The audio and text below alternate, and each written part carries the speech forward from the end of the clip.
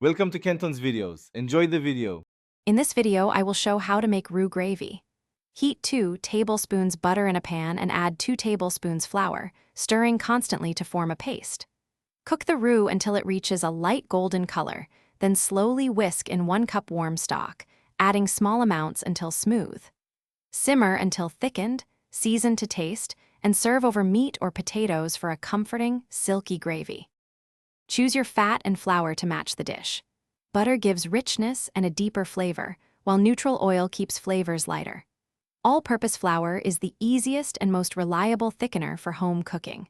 For consistent results, measure with spoons or a small scale, and always cook the flour long enough to remove the raw taste. These small choices shape the final color and flavor of your gravy. If you're finding this helpful, please subscribe and like, it really helps.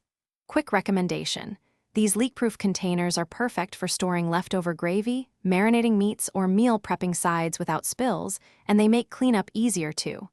I love how they save fridge space and prevent messy transport. Check the description for the link and other deals, and grab a set if you want convenience. Now let's get back to the video.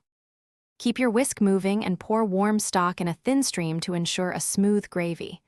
If the gravy is too thin, add a bit more roux cooked separately, or simmer longer to reduce and thicken.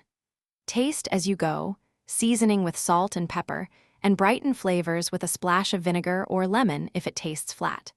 These small steps make a silky, well-balanced sauce every time. Thanks for watching. Consider subscribing if we helped you.